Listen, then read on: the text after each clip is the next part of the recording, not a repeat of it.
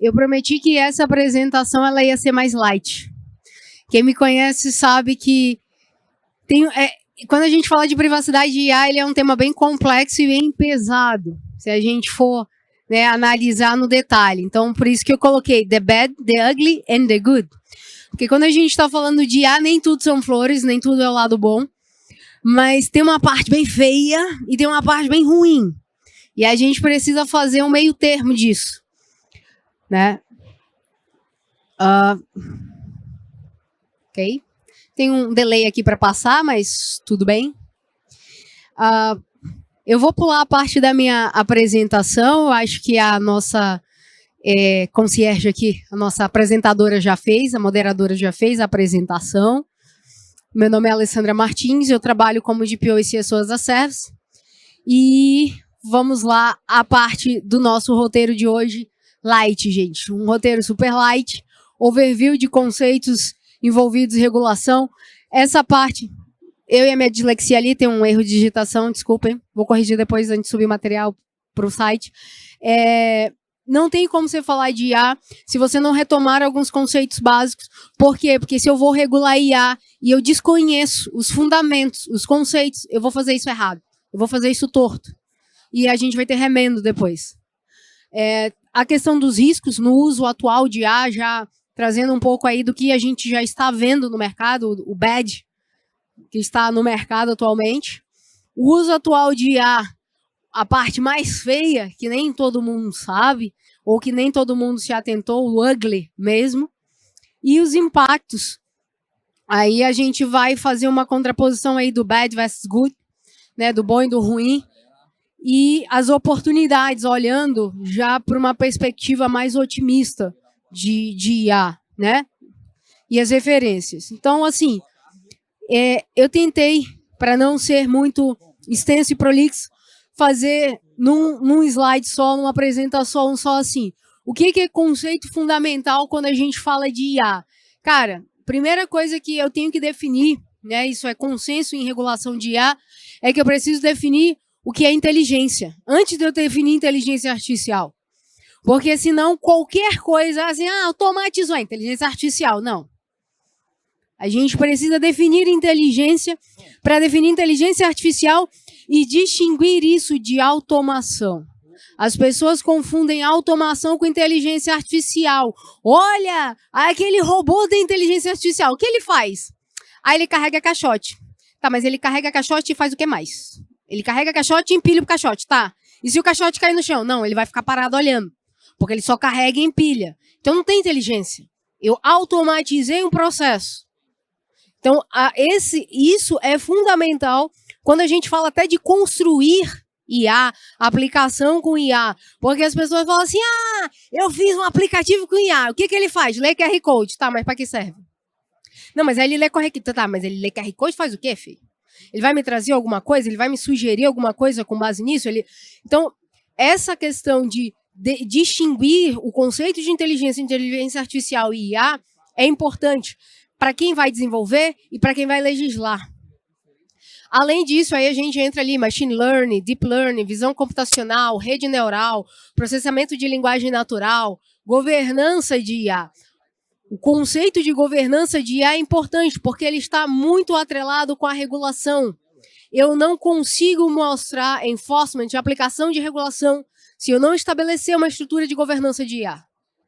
Porque aí a lei vai falar uma coisa, aí a galera que faz tecnologia vai dizer I don't care, doesn't matter, vou fazer do mesmo jeito, ele não entende algoritmo mesmo, eu vou fazer aqui e vou dizer que está ok com a lei.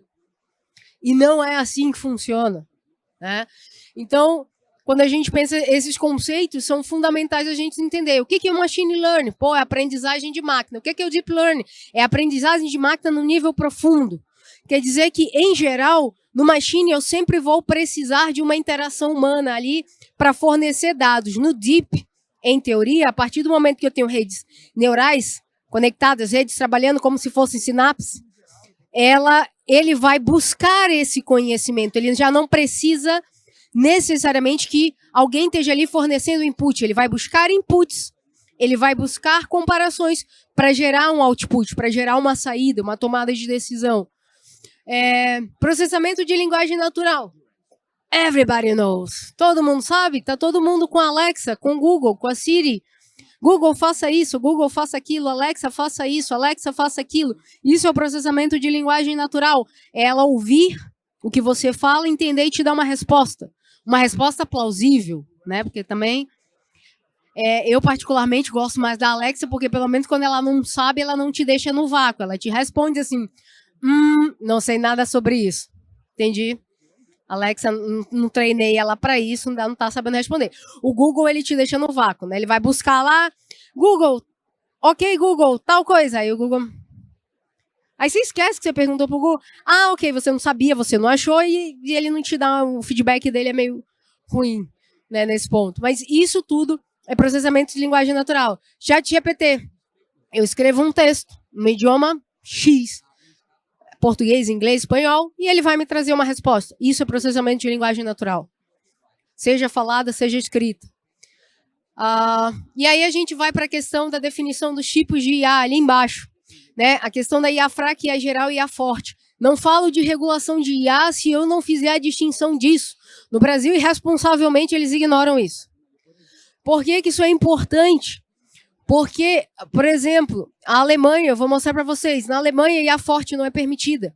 Eles se basearam na declaração de Rambach e disseram assim, olha, a gente tem 7 princípios aqui, e a partir desses 7 princípios, nós entendemos que uma IA forte não vai ser bem-vinda e não vai ser permitida no país. Qualquer outro desenvolvimento de IA é ok, mas uma IA forte significa impactos para a nossa sociedade que ela não está preparada. Porque uma IA forte significa uma superinteligência além das capacidades humanas. O que nós temos hoje? IA fraca, que ela faz estritamente aquilo que você programou ela para fazer. Ela vai abrir, fechar a porta e soar um alarme. Pronto. Qualquer coisa diferente disso, ela não vai fazer. Ela é uma IA fraca. Uma IA geral. Aí ela começa a pensar realmente. Pô, tem um negócio aqui que não está deixando eu acender a luz, apagar a luz, abrir a porta, fechar a porta. Tem uma mudança. Ela vai começar a entender os cenários, você vai alimentando com outras informações e ela vai começando a te sugerir ações. Olha, vai chover, então é melhor fechar a porta. Né? Então você começa a ter inteligência, não é simplesmente uma automação, digamos assim, burra, né? Ela faz porque ela foi programada para fazer. Não, ela começa a coletar os dados e comparar e te sugerir outras ações com base nisso. E aí, beleza, a gente entendeu que tem 3 tipos de IA, entendeu uns conceitos fundamentais ali. Aqui no meio que vocês estão vendo é o tratado, né, de Rambach, as afirmações lá. O que ele diz? A IA não deve transformar pessoas em objetos. A IA pode ser usada para fins constitucionalmente legítimos e não cancela o requisito de limitação de propósito. Por que ela fala de limitação de propósito? Porque quando eles elaboraram a declaração de Rambach, eles disseram assim, o desenvolvimento de IA tem que respeitar as legislações de privacidade vigentes. Então, limitação de propósito está lá nos princípios da GDPR. A IA deve ser transparente, compreensível e explicável. É o que o AI Act, que acabou de ser aprovado lá, fala. Explicabilidade, auditabilidade, prestação de contas, accountability, governança de IA. Eu não vou permitir um uso indiscriminado de IA. Né? A IA deve evitar discriminação. O princípio de minimização de dados se aplica a IA. GDPR de novo. Por quê? Quem é que treina a IA? Os nossos dados. Porque o que a IA vai fazer? Alguma coisa que um humano iria fazer. Então, para ela aprender, ela vai precisar dos nossos dados. Então, privacidade se aplica. Que dados a gente está fornecendo para treinar a IA? Há quantos anos vocês estão treinando a Siri? Há quantos anos nós estamos treinando a Alexa? Há quantos anos nós estamos alimentando o Google? Para ele chegar no ponto que ele está hoje. Meu pai fez esse teste comigo, estávamos no carro lá falando a idade do Silvio Santos. Aí ele pegou o celular, abriu o navegador, o Google, e botou assim, a idade, aí ele já completou, do Silvio Santos. Porque esse bagulho ouve vocês o tempo inteiro. Privacidade de vocês foi pro brejo. Aí ele falou, e agora, o que eu faço? Eu falei, aumenta o som e senta em cima do celular, que talvez ele não ouça, talvez. mas ele comprovou por A mais B que está ouvindo. E onde é que o Google ferrou com a privacidade de todo mundo? Quando ele mente na política de privacidade dele, sobre a questão da publicidade, de que ele não faz isso, ele faz. Todo mundo que tem Android, vai lá em configurações, vai lá no ID do teu dispositivo. Para cada Android habilitado com uma conta do Google, ele tem um ID único para aquele aparelho, um ID de mídia, de marketing. E você não vê isso na hora que você associa a sua conta do Google. Mas aí o que é legal, você entra no Google e nas configurações de privacidade, o meu pelo menos está lá que eu desabilitei tudo de marketing. Para a web, no celular, ele ignora isso. Então, quem é que está treinando o Google? A gente, de graça. A IA precisa de padrões técnicos e organizacionais, e aí entra a legislação. E aí entram N, ISOs, NIST e etc., para te dar modelos para tornar isso mais seguro, mais explicável, auditável.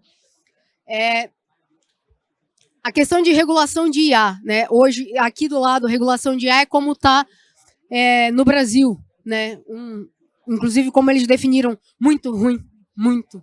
Eu sou a crítica ferrenha da legislação brasileira, porque foi engraçado, tinha um primeiro PL, o segundo PL, agora fizeram o terceiro, juntaram tudo, anularam os outros, fizeram um.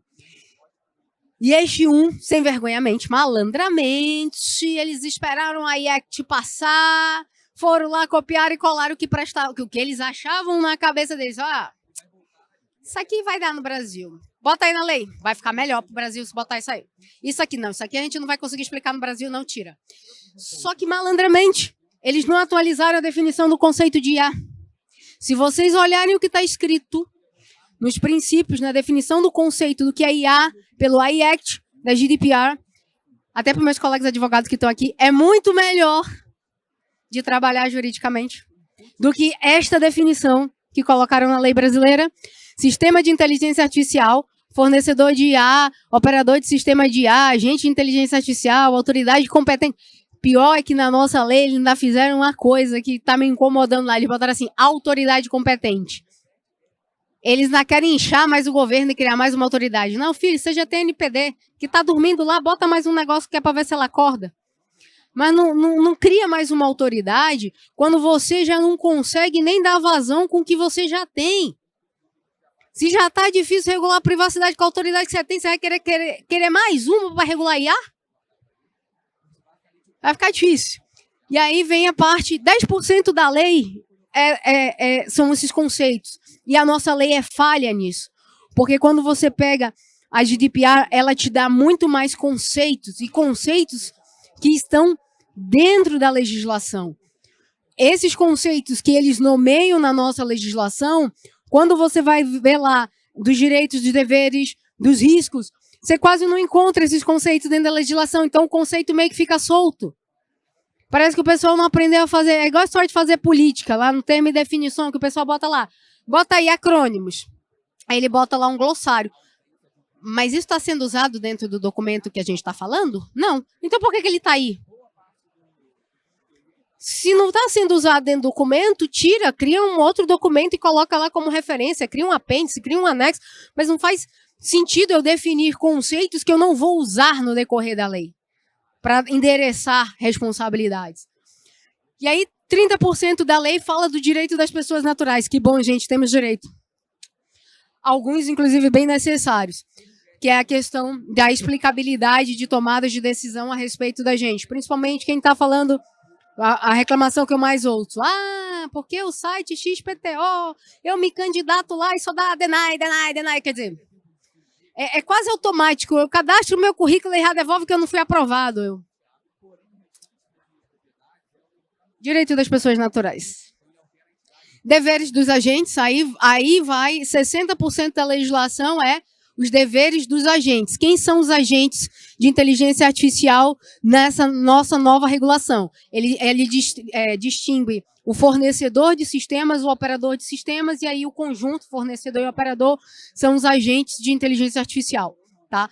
Então, assim como na LGPD, no PL de regulação de inteligência artificial, eles também têm obrigações né? Tem a questão da fiscalização, das sanções e etc. Isso aqui é só um overview de conceitos quando a gente fala disso. E aí a gente olha, né, para o hype, o ciclo de desenvolvimento de IA, e aí a gente tem o quê? Né? Todo mundo acha, né, o GPT está aqui, que é tudo bonito. Né? Vamos já achar GPT para isso, para aquilo, porque o GPT é o generativo. Plataforma de processamento textual generativo. Ela é genérica, ela serve para você usar em qualquer coisa. Mas não é porque ela serve para usar em qualquer coisa, quer dizer que ela vai ser útil. O senso crítico aí pede um pouco de... Então, a gente está aqui meio que no pico, pico para expectativas infladas. Né? A gente está aqui ainda olhando para a automação de plataforma, a governança de IA ela ainda não atingiu o que ela precisa. Inclusive, agora que estão traduzindo ISOs de governança de IA para o português brasileiro, enquanto já existia faz muito tempo em inglês. E, inclusive, tem pelo menos umas 20 ISO para você tratar IA. Diferente. Uma olhando para aprendizagem federada, aprendizagem de redes, machine learning, deep learning, qualidade de software, porque no final das contas IA é o quê? Software. Algoritmo de software. Software. Então, tem várias ISOs para tratar isso. Tem uma família de ISO só para BIAS, viés em IA. E aí a gente tem a questão, né, do foco estratégico e o foco operacional. Governança, automação de plataformas, decisões. E a parte aqui do foco técnico operacional, que aí é o machine learning, deep learning, a linguagem natural, as redes neurais, aprendizagem federada, visão computacional, que aí é quando começa a curva da desilusão. Porque aí ele descobre assim, pô, mas eu achei que era só pegar esse aplicativo que eu tinha em IA, pai. Então, deixa eu te contar um negócio. Lembra que a IA é para fazer o que a gente faz? Então, se eu quero que ela enxergue alguma coisa, eu tenho que implementar a visão computacional. E aí eu tenho um tipo de algoritmo, uma biblioteca para isso, para analisar imagens, detectar, treinar elas. Ah, eu quero que ela fale comigo, aí é o processamento de linguagem natural. Ou ela escreva para mim, processamento de linguagem natural. Mas tudo isso se apoia em machine deep learning. Não é a história do low code, no code que vai resolver IA para um monte de gente, como tem gente que está achando. Tá? Então, cuidado com isso. Isso aqui é só um overview da legislação, como é que tá, né? A estratégia brasileira de inteligência artificial está em verde porque ela está em vigor, tá, gente? Tá valendo? Esses 3 aqui foram cancelados, que estão em cinza, e o em vermelho, esse é o último que eles fizeram assim, vamos fazer um bem bolado. Pega daqui, pega dali, pega... Opa, saiu aqui da Europa, tá bonito, bota aqui no meio agora. Essa é a última que tá tentativa que eles estão para passar a legislação do uso de inteligência artificial.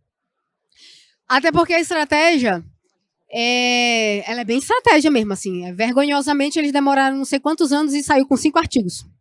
Os considerandos são maiores do que a estratégia. E tem um desenho lá, do To Be Done, tem um desenho lá fantástico, de como eles estruturaram a estratégia de inteligência artificial para o Brasil.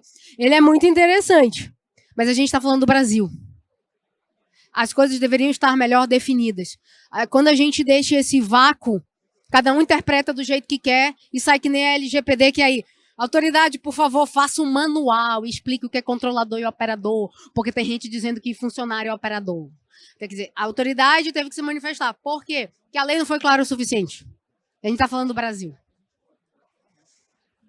Então, IA, se eles não regularem, se eles não... por isso a questão dos conceitos devem ser bem definidos, você vai ter um problema desse. Isso aqui é só para vocês entenderem, um overview. O resto do mundo chegou a um consenso e disse o seguinte, qualquer país que queira regular IA, ele deve observar 7 pontos. A legislação, no mínimo, deve endereçar estes 7 pontos. Primeiro, distinção entre IA, hardware ou software. Por quê? Damage, endurance. Em teoria, uma IA hardware pode causar mais riscos à segurança física do que uma IA software. Mas aí eu digo, por que em teoria? Porque se eu estou falando de um software, de um hospital, de uma rede de IoT de um hospital, como teve casos de hacker, de invadir e de colocar uma dosagem maior para pacientes que já matou pacientes ou quase matou um paciente, ela não era um hardware, era um software. Mas ela pode causar morte de pessoas. Tá? Então, é importante que a legislação diga, olha, vou fazer a distinção entre hardware e software devido aos danos que pode causar aos seres humanos. Ou não vou fazer distinção. Foi IA, independente de ser hardware ou software, nós vamos olhar para o risco e a partir disso a gente vai regular. Mas isso deve estar na lei. A nossa não fala disso. Tá? Definição do que é uma IA. Ou seja, o conceito do que é IA. Por quê? Porque existem 3 caminhos. Definir que ela é um sistema, uma ciência ou uma funcionalidade. A partir dessa definição conceitual, a legislação toma um rumo. Quando a gente fala que a IA é uma ciência, o que eu regulo na ciência? Quem faz a ciência? Não a ciência. Por isso é importante definir o que é uma IA. Distinguir IA forte, fraca e geral. Por quê? Porque só quem entende a realidade do país, como foi o caso que eu disse para vocês da Alemanha, sabe o risco que é uma IA forte dentro de um país, com a quantidade de analfabetos funcionais que nós temos, com a quantidade de analfabetos digitais que nós temos. Delimitação do conceito de inteligência, que é aquilo que eu falei. Antes de eu dizer o que é IA, eu tenho que dizer o que é inteligência, senão qualquer porcaria vai ser IA. Por quê? Porque tem um software. Então é IA. Não. Definição de aplicativos ou aplicações de acordo com os riscos, que é aquilo que eu estava falando. Que risco que essa aplicação de IA traz de fato para as pessoas? Tem um risco de morte? Tem um risco de uma doença? Tem um risco de causar uma perda? Esse é um problema. Quais tipos de funcionalidades, né, que a IA tem que exibir e quais são os subcampos de pesquisa da IA? Porque senão qualquer coisa vai ser IA e aí você não tem limite para o risco e fica mal dimensionado esse risco. Que é só uma visão do mundo, tá? É o que eu falei do governo da Alemanha ali, ó. Distinção entre IA forte e fraca. Sim, ele vai fazer a distinção entre IA forte e fraca. Mas olha quem disse que não vai fazer. Japão, Estados Unidos, Reino Unido, Finlândia, Dinamarca, a própria ISO não faz a distinção. A OECD e a HLAG. Eles disseram que não vão fazer. Então, isso é importante, tá? Desses conceitos. Mas essas instituições, esses países, eles tomaram decisões sobre esses pontos. Vamos fazer, não vamos fazer, e vamos endereçar isso numa lei. Pronto. A nossa legislação malmente definiu o que era IA. Muito, muito malmente. Bom, aí os riscos... Riscos de IA, vocês não podem confiar no que vocês veem nem no que vocês ouvem. Todo mundo sabe o que é risco à medida de uma extensão que uma entidade é influenciada negativamente. Ou seja, quem são as partes interessadas de IA? Quando eu falo de risco de IA, eu tenho que entender todo o ecossistema. Não é uma pessoa, não é uma empresa. Eu vou afetar um ecossistema. Que tipo de danos eu tenho que considerar? Danos a sistemas, danos a uma empresa e danos à pessoa, quando eu estou falando de risco de IA. Não é simples, não é trivial de mencionar risco de IA. Porque assim como ela pode acabar com a reputação da empresa, ela pode afetar a vida de milhares de pessoas. Aqui é um do Gartner. Quando a gente fala de IA, lembra, IA é software, que pode ou não estar em um hardware, mas inevitavelmente vai estar num hardware chamado computador, em algum lugar, um servidor, mas eu digo hardware no sentido de robôs e etc. Ela pode ou não estar num robô, mas ela vai estar necessariamente numa máquina. E a superfície de ataque é a mesma. Eu tenho que considerar a rede, endpoint, mobile, todo mundo que acessa. Isso aqui é a preocupação do próprio Economic Forum, tá? Lá do Fórum Mundial Econômico. E é a primeira ali, tá? De esforços para mitigação de riscos. Não sou eu que disse, é o Fórum Econômico que está dizendo. E por quê? Porque a IA traz risco, porque para eu ensinar a IA, lembra, ela precisa processar dados em larga escala. Para eu processar dados em larga escala, eu uso modelos estatísticos, que podem estar viciados, que geram viés, que geram inferências e generalizações, suposições, que vai gerar viés, que eu posso perder a privacidade, que eu posso gerar desemprego por substituição, automação e controle social, empobrecimento. Então, quando a gente olha para a IA, eu tenho os danos para as pessoas, eu tenho que considerar bastante coisas.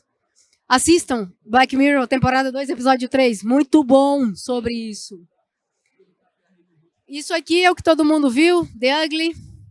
Acho que todo mundo viu isso. Grammy proíbe músicas feitas apenas por inteligência artificial. Essa é a parte feia. Relatório identificou 49 fazendas de conteúdo gerado por inteligência artificial em 7 idiomas. Fake news. Para desmontar isso, dá muito trabalho. Porque tem N sites que foram gerados por IA e que estão sendo alimentados por IA com fake news. E aí é muito difícil você encontrar isso. Samsung usa inteligência artificial para aperfeiçoar as imagens de satélite. Aí ela pega, aperfeiçoa e diz assim, olha, isso aqui é a câmera do meu celular, ó. O celular da Samsung, ó, tá bom. Mas aí o negócio não tá tão bom assim, né? Ela usou uma IAzinha ali para dar uma melhorada e incrementar a propaganda do celular. A questão de patente e propriedade intelectual de inteligência artificial que foi atribuída numa pintura. A questão do Copilot do GitHub. O carro autônomo que atropelou o robô. E a questão dos treinamentos de reconhecimento facial.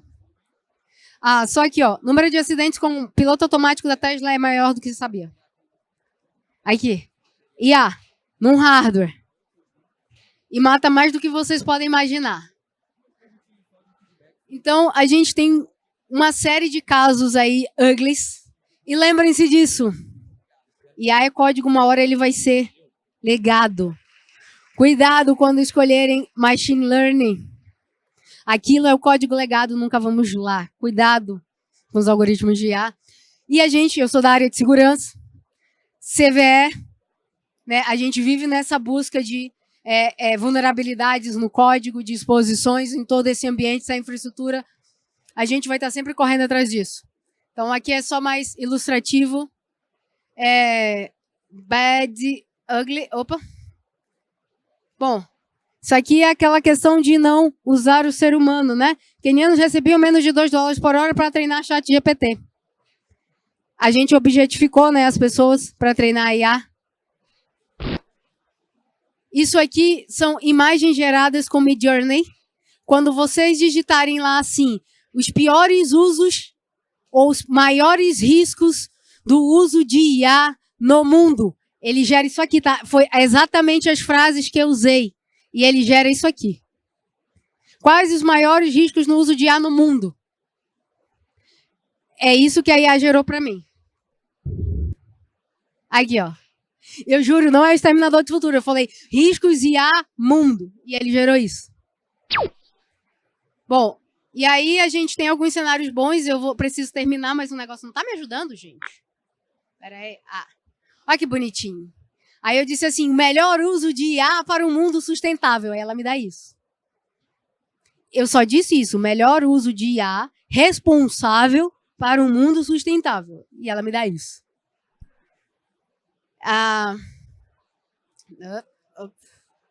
Bom, esse é a parte boa, né, que ela conseguiu gerar. Mas o que eu achei interessante é que quando você fala dos impactos, ele vai muito daquilo que a gente faz. A tecnologia não é boa ou ruim. É o uso que a gente faz dela é que torna ela boa ou ruim. É que vai ajudar ou prejudicar pessoas, tá? E é isso, gente, tem várias oportunidades aqui, que é a parte do que vai dar muito trabalho desenvolver IA de uma maneira ética, ok? Então, tem muitos trends aí, casos de uso. Primeira dica é, pelo amor de Deus, faça um caso de uso antes de começar a comprar ferramenta de IA, faz POC, faz MVP, mas não começa a dizer, não vai no hype, porque lembra que a gente tem que ter explicabilidade, responsabilidade pela decisão dos algoritmos. É isso que as legislações vão pedir. Obrigado, pessoal.